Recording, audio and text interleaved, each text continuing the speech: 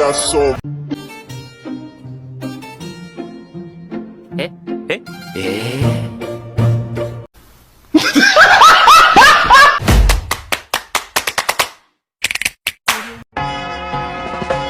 singing low while I pop a bottle off of your chain swinging, clang clang, and it costs a lot. Bitch, I'm always at the guala, yeah, and you are not badass beat. Keep on going to you.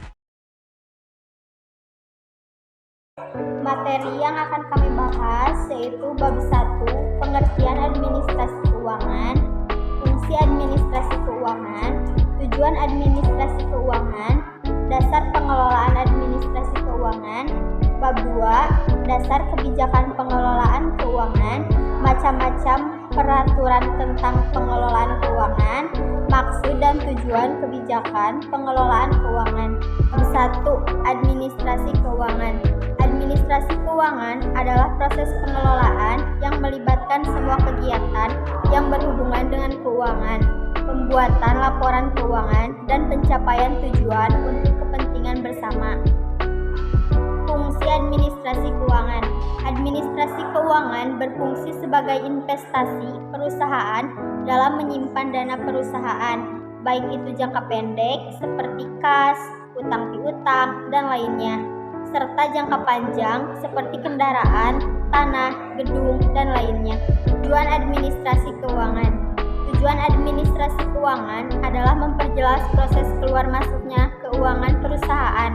Untuk itu, segala informasi harus dibuat secara detail dan jelas sehingga tidak memunculkan transaksi yang mencurigakan.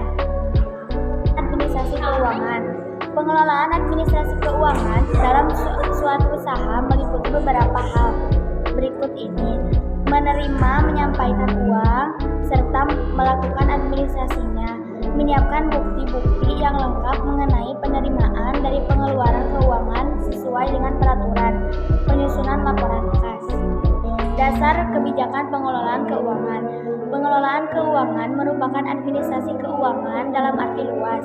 Artinya,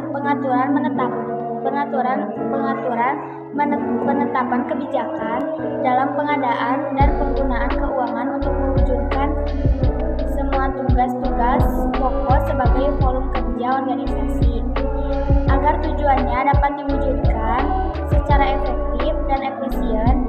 Sedangkan tata usaha keuangan adalah proses untuk penerimaan, penyimpanan, dan pengeluaran uang melalui kegiatan penatabukuan sesuai dengan ketentuan yang berlaku sebagai upaya menunjang perwujudan kebijakan keuangan yang telah ditetapkan.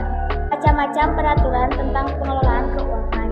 Kebijakan pengelolaan keuangan di Indonesia diatur melalui peraturan-peraturan pemerintah sebagai berikut. 1. Undang-Undang Nomor 17 Tahun 2003 tentang Keuangan Negara. 2. Undang-Undang Nomor 1 Tahun 2004 tentang Perbendaharaan Negara. 3. Undang-Undang Nomor 15 Tahun 2004 tentang Pemeriksaan, Pengelolaan, dan Tanggung Jawab Keuangan Negara. 4. Undang-Undang Nomor 33 Tahun 2004 tentang Perimbangan Keuangan antar pemerintah pusat dan pemerintah daerah. 5. Undang-Undang Nomor 23 Tahun 2014 tentang Pemerintahan Daerah. Maksud dan tujuan kebijakan pengelolaan keuangan.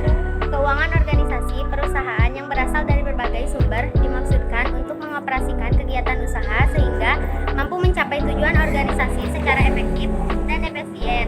Secara umum, maksud dan tujuan dari pengelolaan keuangan meliputi: 1. Mencapai target dana tertentu di masa yang akan datang. 2.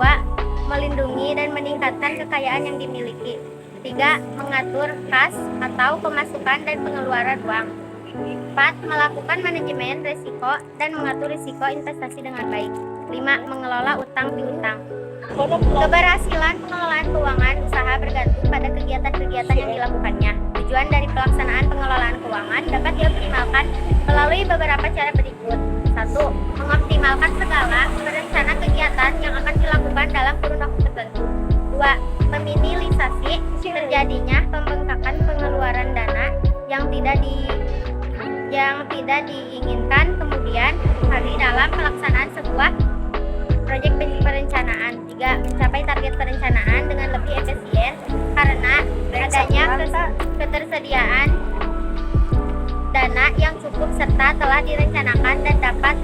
dialokasikan dengan maksimal.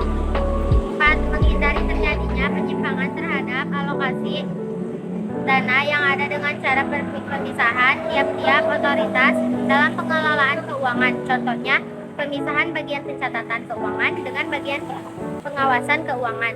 5. Memperlancar segala kegiatan yang terjadi di instansi atau organisasi karena adanya transparansi terhadap keuangan yang dimiliki. 6. Menciptakan lingkungan kerja yang sehat karena didukung oleh siklus keuangan yang berjalan dengan baik dan terencana.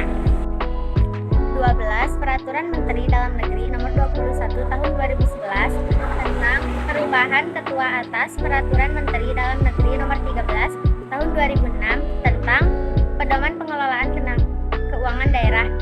13. Peraturan Menteri Dalam Negeri Nomor 13 Tahun 2006 tentang pedoman pengelolaan keuangan daerah.